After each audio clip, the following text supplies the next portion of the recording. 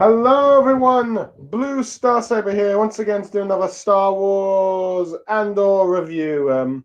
Episode 9. Nobody's listening, in which if it's the second episode of the prison arc of Star Wars Andor. Let's see. I was a bit late on this one with the review because I wanted to try and do it on the weekend, but I'm doing it last minute once again before the next one and all that stuff. So yeah. Onto the episode in which we begin with, let's see, Lieutenant Dedera Mero, interrogating Cassian's friend Bix Kalen and all that stuff for the information in regards to Andor and all that stuff. And, well, she's not really giving much, let's see, and she's not really giving her anything and all that stuff, despite the fact what happened to, like, I think her co-worker, Salman Pack on the radio and all that stuff. And she's trying to find information out on at least Andor and let's see, I think let's see Luthen and all that stuff. So there is that, and let's see, given the fact the relationship between them and between the two, her and Andor and him and all that stuff. So yeah. Let's see. Though granted, they seem to have gotten quite the idea of what the two have been doing with how they escaped together and how they're connected to her and all that stuff. I think even bringing up the dead boyfriend and all that stuff. But yeah. Meanwhile, Andor on the Nakurian 5 prison complex is actually, just in jail pretty much. It's just getting along well with his teammates and all that stuff, working together and all that stuff. I think he even takes a shift for one called Olaf, and let's see, because he's starting to get injured hands and starting to get a bit worn out and all that stuff. So, in which the inspector, Kino Loy, Eddie Serkis's character. Let's see, and let's see, and ends up just saying that it compliments Andor for switching, but he gives the credit to Targa, while Jembok praises Andor. Let's see, for his actions, as this leads Ulf to be closer to her, to being released from prison, given the fact that he is like the oldest member of the group and all that stuff. So yeah. Well, it doesn't get all smooth and dandy because even though there's like a new person coming in, and it seems that Andor's also talking with someone called Benok to discuss the escape plan, how they think. Just don't know how many guards they may have to deal with, from my understanding. And just as they doing their shift things, there's a bit of chaos with some of the other floors and all that stuff. As there's rumors of going on floor 2, you get people panicking, and then you have I believe. Kinaloy trying to put everyone in order, despite Targa trying to just communicate with other cells and all that stuff. So there's that. But eventually things calm down a bit. During which later Andor ends up asking, Kinaloy, so if you ever thought of escaping, how would you do it? And how many prison guards there are, and he surely must know, but he refuses to answer because he's only got a couple of 100 days left, and then he can probably leave and all that stuff. But Andor keeps insisting and then gets furious about how they're not going to care about him in the end of this. But yeah. But there's now going, and it doesn't help that there are now rumors about 100 men dead across 2 shifts on level 2 and all that stuff. Let's see. And even though Loy tries to, let's see, he tries to keep it down, but as we see more, Ulf is just getting wary and wary and wary. Anyway, back to a Bix situation. You kind of have someone, I believe, called let's see, I'm trying to get the wiki page for this guy's name. I think his name is it Sin? No, not that guy. No. Gross, this doctor who had this, who managed to get some recorded screams of these Dysonot, let's see, species that the Empire sort of genocide, and used their recordings to torture and uses them on Bix. And you don't hear what it is, but from the way it describes, they describe the screaming and all that stuff, including like dead children. It is horrifying, and you can just see it on her face. And yeah, and it's very effective torture from the looks of things. Though whether or not she actually gives any answers and all that stuff, I do not know. But Mero tells like the captain there, Phineas Tigo, to keep her alive just because, let's see, they still need her to identify this person called the Axis, but or at least I assume that's probably someone related to Andor, or at least a farm and all that stuff. But yeah. Meanwhile, we cut to Mon Mothma after having a very poor Senate thing to try and propose Empire's public safety legislation. And you see some arguments from those who support it and those against, but it doesn't look like it's doing much success. And she's going, and as he's being driven home, she's told that her cousin is coming, and it turns out to be none other than let's see, Val Safa, who who we all remember from like this. Let's see, from the Heist arc.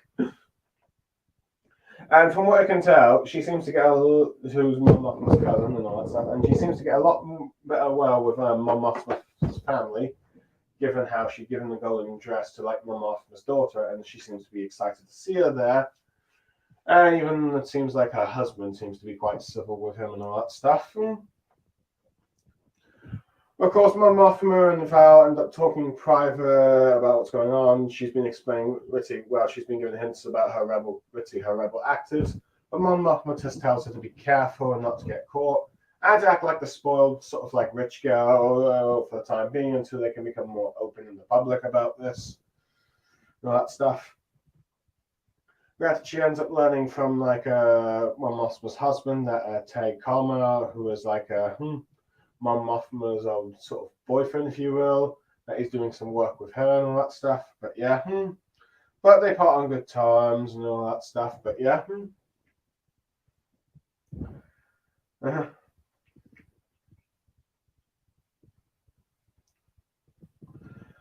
let's see. Anyway, we cut back to the we now cut to the ISB office and all that stuff. When Merla's giving her report about the interrogations, no success from this like Axis fella that they're trying to get access to from like the tortures, but she is able to prove that Andor is actually a bit more connected to both the Felix attack and the heist thing, given by the description of him being shaven and all that stuff. And that they're keeping close eyes on his mother just for like leverage against Andor if he decides to come back. Meanwhile, we have Cyril Khan,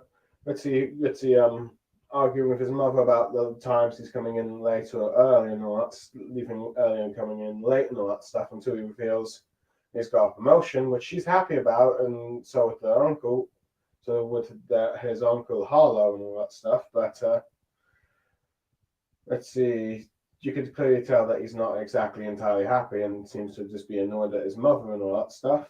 And then he ends up waiting later to meet Mero and realize that he got the promotion for her, which she just did as a more of a favor for like a health and that stuff. But he becomes a bit picky about how he thinks Andor's a threat, and he's giving her hope and all that stuff, and gets off a bit too creepy towards her, wanting to be more of a help, but she's uncomfortable and tells him to stay away, otherwise he'll be in trouble.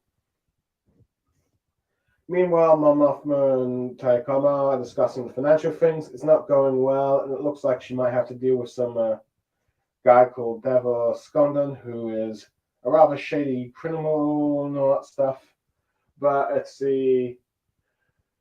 Tell say Colomer says that he might not have much options, but he will look at elsewhere and all that stuff.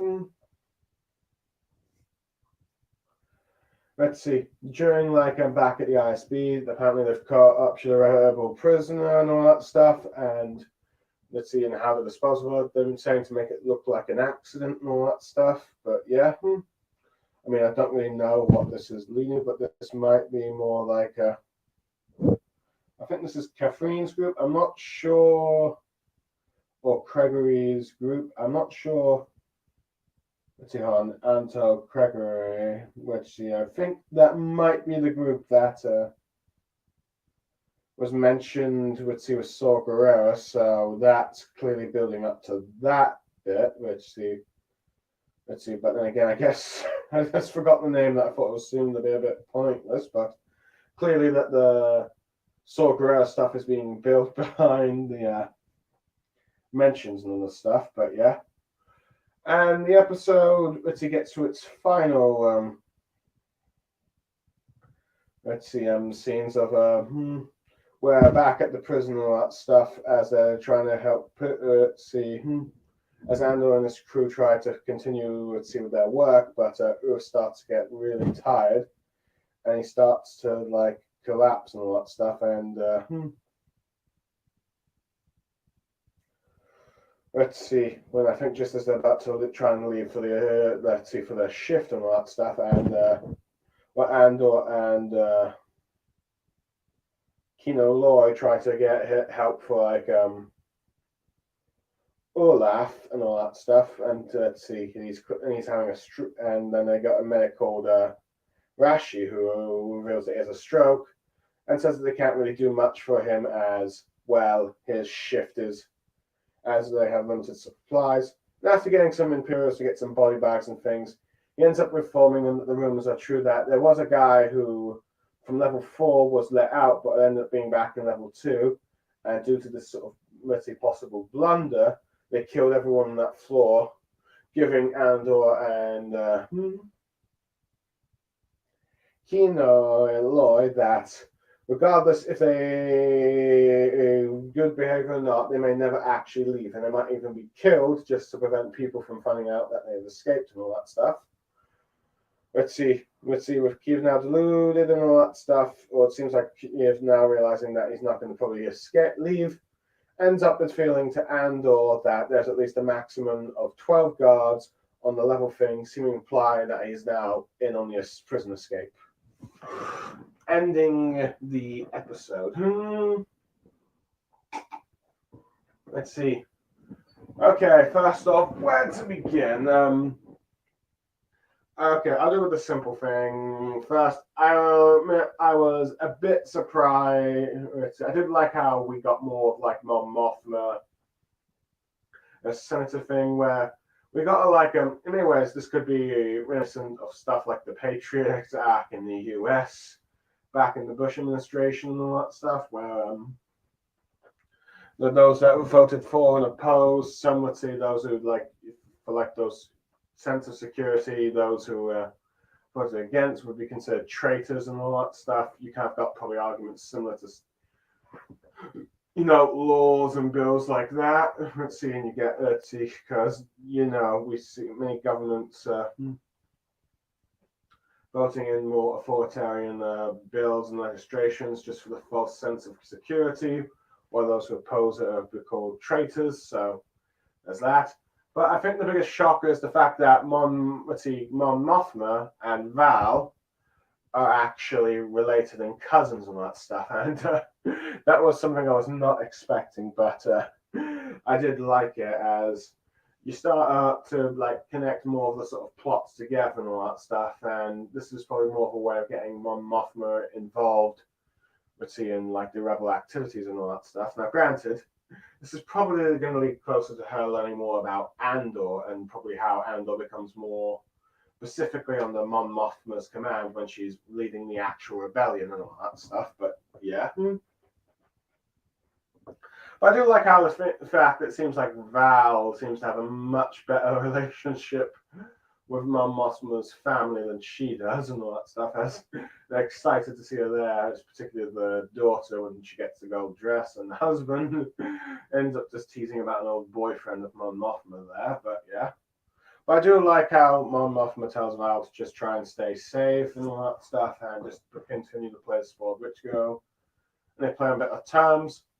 And I also like how it seems that Mon Mothma, we're seeing that Mon Mothma's starting to have to try and do some dirty financial stuff in order to help the rebel cause a bit. When her banking friend ends up informing her that they may have to do deals with this shady criminal guy because because the new laws are making it harder to transfer money and all that stuff. So, or do more of their bank deals and all that things. So, yeah. Well, let's see. Marrow has been crossing over with quite a few of a few characters, particularly like with, of course, Bix and the Tortures. I will admit, I do like how she's able to deduce Andor's and Favron's relationship with her, and that they are connected somehow, but doesn't have quite all the answers. But I have to admit, the torture scenes was I thought was very well done. And just when you think the Empire couldn't get more cruel with just like genociding an entire species, but then using that species and dying screams from their genocide to then use as torture to other prisoners. So let's see. Yeah, if you didn't think the Empire was evil before, let's see. Well, they clearly are now and all that stuff. But yeah, I do like how we're seeing more of the Empire's evil, brutal methods here. As some people said with just the original trilogy, they don't see how evil the Empire is, except for the exception of them blowing up planets with the Death Star. But I guess that's what happens when you have a trilogy of movies that are of 2 hours each and all that stuff, making a total of 6. And you can't necessarily show many things, which is probably one of the reasons why I do like that special edition in Return of the Jedi's with the altered ending, where you see the whole galaxy celebrating Palpatine's death and the Empire's collapse, particularly like on Coruscant and Naboo, but like even the capital and the home planet of the Emperor celebrates his demise. So there's that. And I do like how she's able to get her boss to persuade. That her boss that okay, Andor is more connected, is like behind the heist things and all that stuff. At least he's somehow connected with just all that stuff. And I like how he's able to see how she says like we're keeping an eye on his mother because he's going to come back for her. And that gives me a hint that Andor is going to come back for her in like the 2-part episode thing. And that might be where she ends up dying and all that stuff. Because I think that because that probably whatever happens on Fairlex in the finale and all that stuff is probably what's going to drive Andor to fully go to the Rebels' cause and all that stuff. So there's that. But let's see. And while I probably didn't realize this at first, there's also like the fact that she's getting hints about the rebel cells moving with, I think, with like a Sorcerella's plot line, but with that opposing group that he's not exactly friendly with, but it's clear that that's building up to that, which I wouldn't be surprised plays a part in the season part 2-parter finale and all that stuff. But we'll just have to wait and see how this is all connected. But the interesting thing I find the most is the fact that Cyril Khan is the interaction with Cyril Khan. Now, before that, let's see. You can clearly tell that he really doesn't like his job, but he like his current position, but he got a promotion. And I do like how the mother's proud of him, at least. Seeming like, oh, things must be going well, but you can clearly tell that it's not really for him and that he clearly decides something more. And that was the case with him. When he ended up talking with Marrow and all that stuff, and and while she's trying to do him a favor for like the whole interrogation bit, she's clearly getting creeped out by his behavior, and I can't really blame her. It's like, dude, you don't really know. It's like, have you ever had like it's like the guy has never had a conversation in his life and all that stuff, or doesn't know personal boundaries and all that stuff. With his like admiration and wants to help, but all he's doing is putting her off. Now, granted, let's see. This cat is clearly going to be something done more with this cat. So I just don't know what yet. I doubt he'll be joining the rebellion, but he's clearly going to do something that it helps the Empire. But we just don't know yet. But yeah, who knows? We'll just have to wait and see. For all we know, he might be the one that ends up exposing Farhan, and let's see if he might have accidentally one day runs into him, and then realizes, wait, that's you. But we'll just have to wait and see.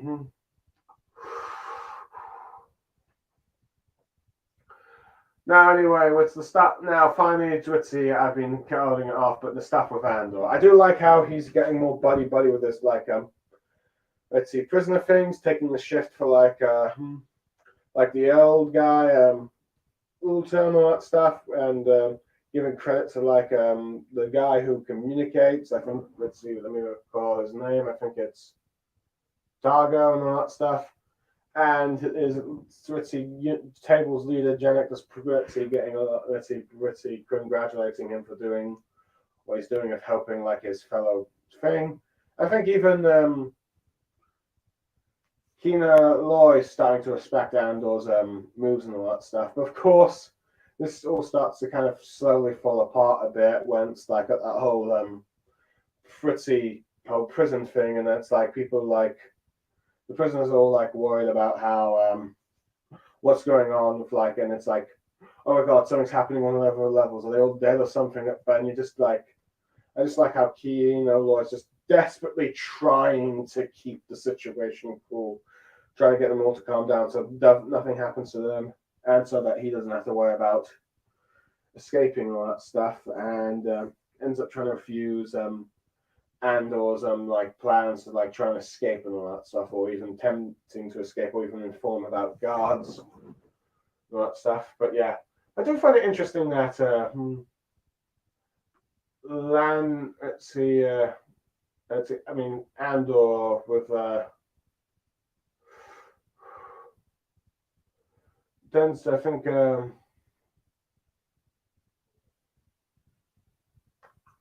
is planning to escape with a fellow prisoner and all that stuff. I can't recall them actually discussing this beforehand, but is this something that happened off screen? I don't know. I can't recall, but I don't know. It feels a bit weird. Let's see that was the case, but yeah.